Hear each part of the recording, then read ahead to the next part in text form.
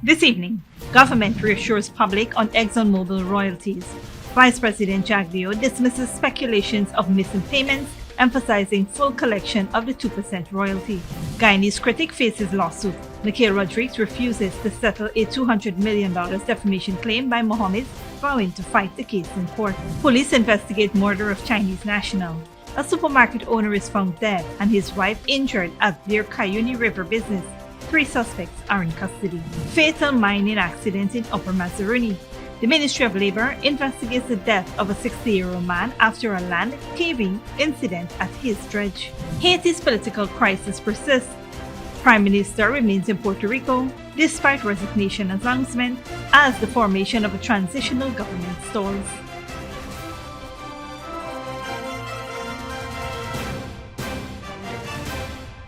Welcome to this broadcast of Channel 2's Headline News Update for March 15, 2024. I am Baby Bacchus. Thank you for joining us. First up, police are investigating the murder of a Chinese national at Eterimbang Landing, Cayuni River on Thursday, March 14. Dead is Yang Laisong, who resided at Eterimbang Landing, Cayuni River. His reputed wife, also a Chinese national, sustained minor injuries. An investigation revealed that the deceased operated a supermarket at Eterimbang Landing along with his reputed wife. Reports say that around 14 hours, the sergeant in charge of the Eterimbang police station received a phone call from the owner of the building that houses the supermarket, who reported to him that an incident was occurring at the building. Ranks quickly responded. On arrival at the supermarket, they found the entrance locked. Upon venturing to the back, the ranks found Pharrell Adelph, a 19-year-old, attempting to exit the building. He was arrested. Upon further checking inside the supermarket, the ranks found in one of the rooms the deceased lying against a wall with a wound about 13 centimeters in length on his neck. His reputed wife was found in another room, alive, with minor lacerations to her right jaw area. The police have confirmed that 3 suspects were involved in the gruesome murder. They have all been arrested and are in police custody assisting with the investigation. On a different note, Mikhail Rodriguez, better known as the Guyanese critic, is making waves again, but this time it's not for his scattering reviews. No, it's because he's refusing to cough up a whopping $200 million demanded by T. Mohammed for allegations of defamation. Speaking at an event at the office of the president, Rodriguez confirmed that he will not pay the demanded sum and plans to pursue the matter in court.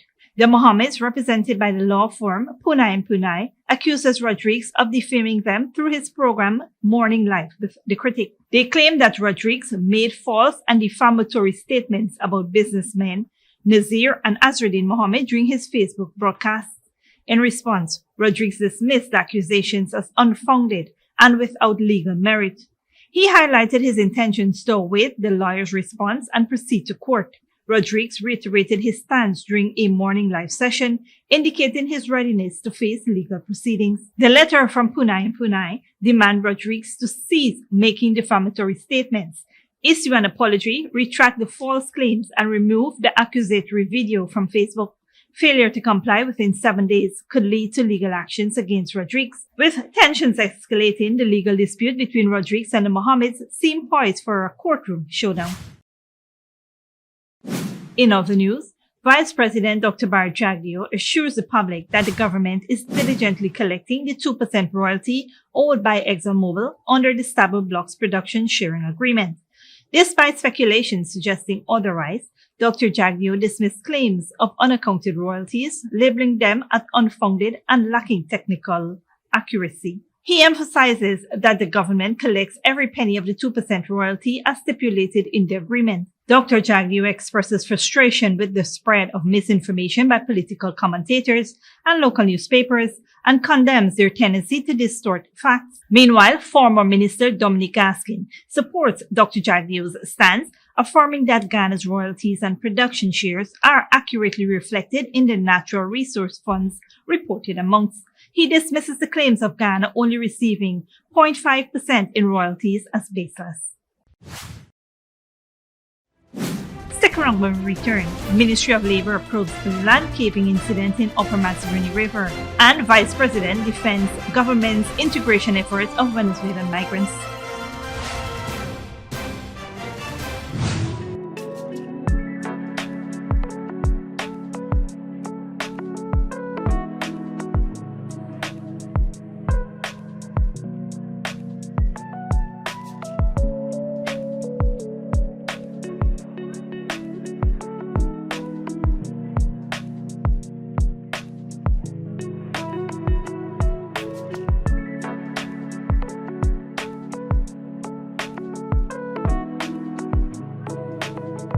Are you looking for an exciting Easter? Look no further than Digicel stores for incredible savings and a free Easter surprise. This Easter, Digicel is offering an extravagant deal. Purchase the Samsung A05 for just $21,000 or the Samsung A24 for only $39,500 and receive a free kite with your purchase. Make this Easter a memorable one. Visit a Digicel store today and crack open these amazing deals. Digicel, the network for everyone, everywhere. Good girl, forget things. What's the problem, Granny? I want money for borrow for those surgery. I was dancing and I fall and fracture my hip. If you need some quick money, you should check Lender's Jewelry and Pawn Shop. Lender's Jewelry and Pawn Shop, Lot 238 South Road, Border, Georgetown. Get jewelry made to order in just 72 hours. We also accept vehicles. Lender's, best rates, longest payback period. Boys, I get through. Plus, I could dance again. Lender's Jewelry and Pawn Shop. Furnishing your home or office has never been easier. Here at Kissoon's, our inventory of locally made and imported furniture, offered at amazing prices, will leave you wanting more. From vinyl, floor rugs and carpets, bedroom, dining and living room sets, mattresses, pillows, office desk, chairs and filing cabinets, outdoor benches and tables. We have a piece of furniture for every room imaginable in your home or office. Check out our flagship store at Industrial Site Rijnveld or one of our branches in New Amsterdam, Port Morant, Riverton and Camp Street. Kissoon's Furniture, furnishing homes for over 50 years.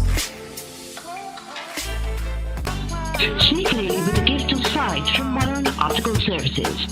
Let our professional team examine and prescribe what's best for your eyes. Common smiles make fashionable faces. See us for a full line of optical services, including brand name and prescription eyewear.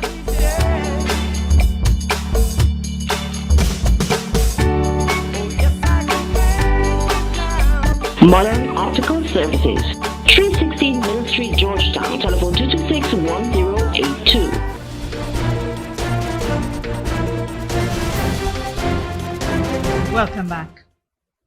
ExxonMobil Guyana earlier today announced a significant discovery at Bluefin in the Stabroek Block offshore Ghana, marking the company's first discovery of 2024. The Bluefin well encountered approximately 197 feet of hydrocarbon-bearing sandstone. The Bluefin well adds to the extensive discoveries made in the southeastern portion of the Stabroek Block. The Bluefin discovery adds to the portfolio of over 30 discoveries made on the Stabroek Block since 2015. Vice President Bart Jagdeo dismissed criticism from opposition Member of Parliament Amansa Waldron this year regarding the government's effort to integrate Venezuelan migrants into Guyanese society. Speaking at a press conference at the office of the president, Jagdeo emphasized that many migrants are actually Guyanese returning home, not solely Venezuelans. He highlighted the Ministry of Foreign Affairs and International Cooperation's meeting to address the influx of migrants. He stressed the importance of providing humanitarian assistance to those in need, including returning Guyanese fleeing economic hardship in Venezuela. Jagdeo refuted Desir's argument, stating that these migrants are entitled to the same rights as all Guyanese citizens, regardless of where they were born. He criticized the opposition's narrow political view and elitist approach to development, advocating for a broad-based approach to managing Ghana's diverse population. Jagdeo emphasized the need to treat people with compassion and respect and warned against xenophobic actions. Moving on. The Ministry of Labor's Occupational Safety and Health Department is currently investigating a fatal accident that occurred due to a land caving incident at Comingback Dam, Upper Mazarini River, Region 7. The victim, identified as 60-year-old Bertram Willie, was operating his dredge when a portion of land collapsed into the river, causing him to be knocked into the water. Despite efforts to rescue him, he was found motionless underwater and pronounced dead upon arrival at the Ibamadad Health Center. The post-mortem examination revealed drowning as the cause of death. The investigation, led by Occupational Safety and Health Officer Nipal Prasad and Senior Mining Engineer Sekou Walters, aims to determine the circumstances surrounding the accident. Minister of Labour Joseph Hamilton has expressed concerns over workplace safety and extends condolences to the affected family. With Occupational Safety and Health Month approaching, he emphasizes the importance of workplace safety. Ongoing investigations seek to prevent similar incidents in the future. Don't go away after the break. Zimbabwe child abuse. Sect leader accused of exploiting children. And Indonesia floods. Torrential rains damage homes in West Sumatra.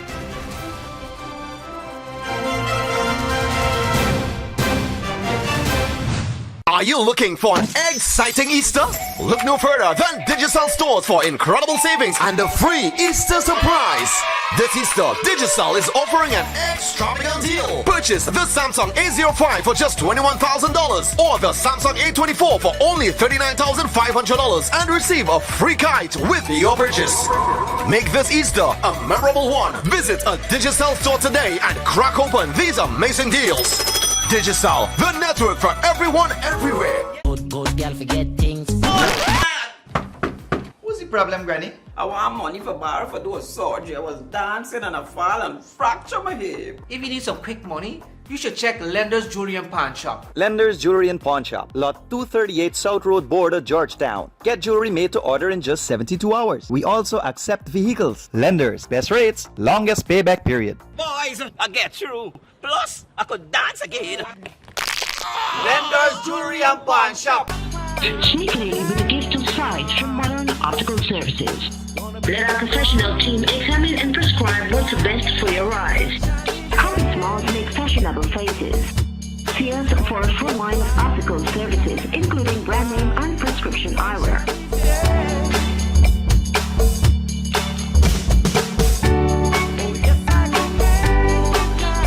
Modern Optical Services, 316 Middle Street, Georgetown. Telephone 226-1082.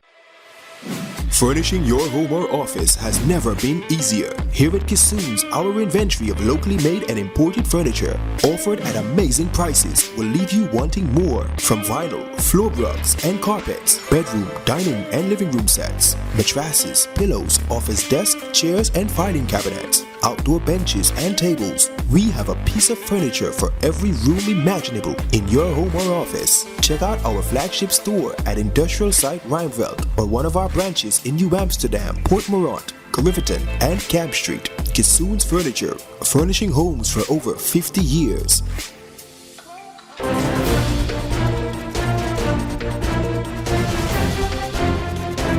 Welcome back. Now we take a look at what's happening in the region and around the world. Haiti's political crisis is continuing. Prime Minister Ariel Henry is stuck in Puerto Rico, even though he promises to resign once a transitional council selects an interim government. But forming that council has proved a problem. Al Jazeera's John Holman reports. It was meant to be the beginning of the answer to Haiti's problems. A transitional council called for by the United States and leaders from the CARICOM Caribbean Trading Bloc, which would name an interim prime minister and work towards elections in the country. But Haiti's politicians can't agree who should fill the 7 voting positions on the council, with some leaders rejecting it altogether. Like Gu Felipe, a former rebel and convicted in the US of money laundering. So it's the same guy, the same old guys, the same corrupted men that drove us where we are, the same one that armed the gangs, the youngsters in the ghettos. That's the same guys that the United States want to put back in power. It's not up to United States or friends, not to CARICOM to decide who can rule Haiti, who can govern Haiti. It's up to the Haitian people to decide what kind of people they want to govern them. While the politicians argue, Haiti burns. On Thursday, it was the country's national prison which went up in flames. Luckily, the prisoners had already been moved. And gangs remain in charge of most of the capital. The most powerful leader, Jimmy Cherizier, popularly known as Barbecue, also rejects the transitional council.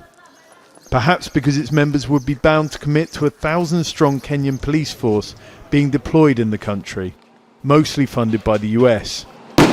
It would inevitably affect the gang's own power on the streets. Meanwhile, for the most part, Haiti's airport, ports and borders remain closed. The only slim line of contact with the outside world, an air bridge that the United Nations says it's going to set up between the country and here in the neighbouring Dominican Republic.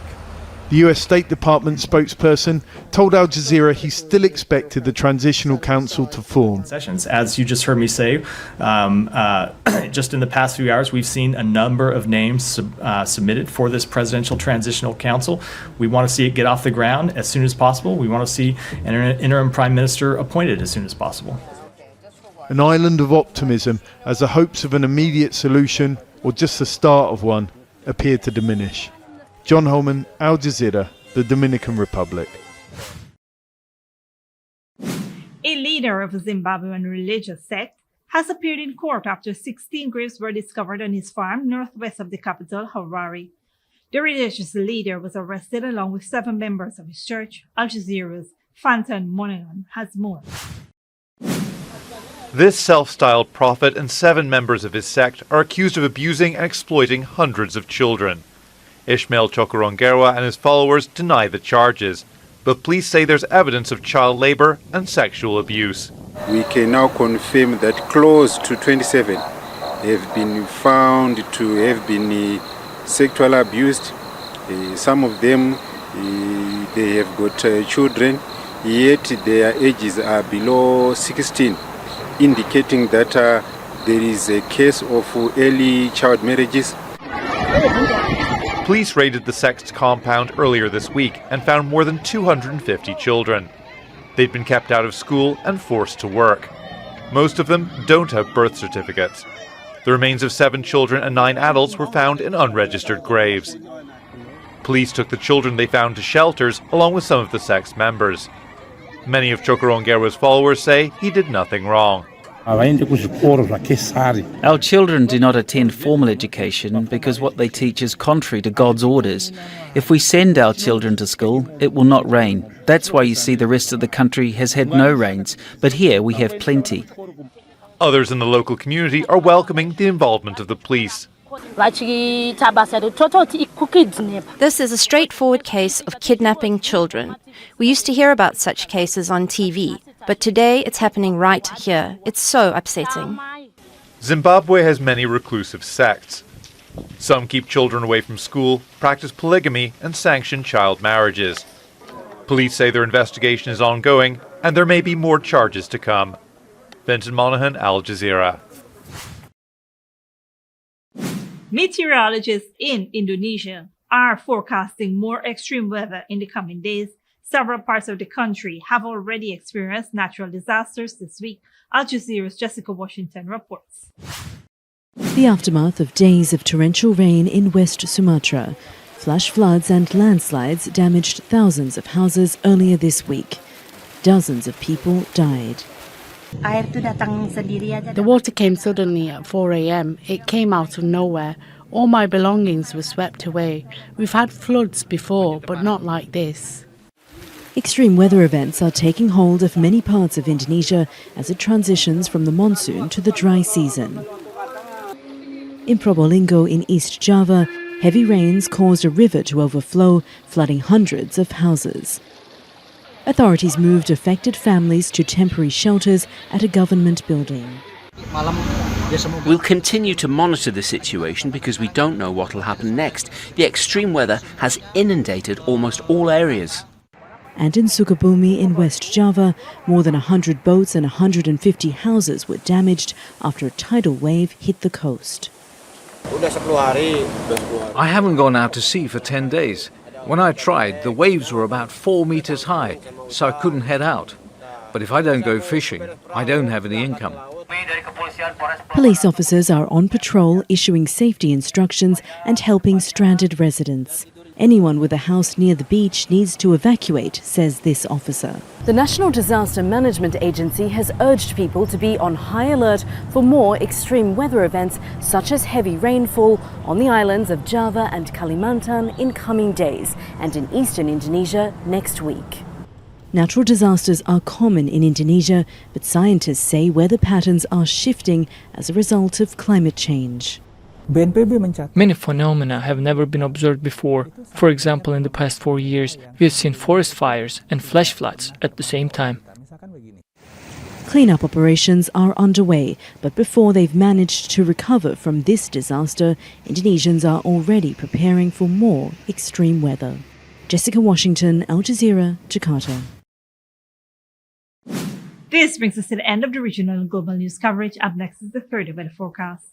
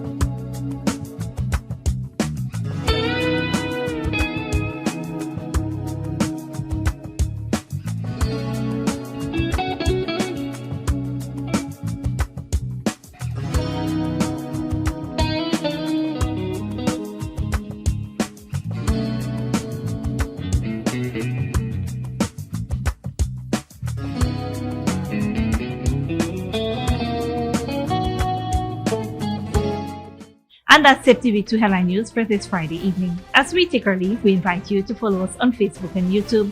We will be off for the weekend, but you can tune in on Monday at 7 a.m. for more news. Until then, please take care of yourself and each other and do have a wonderful weekend.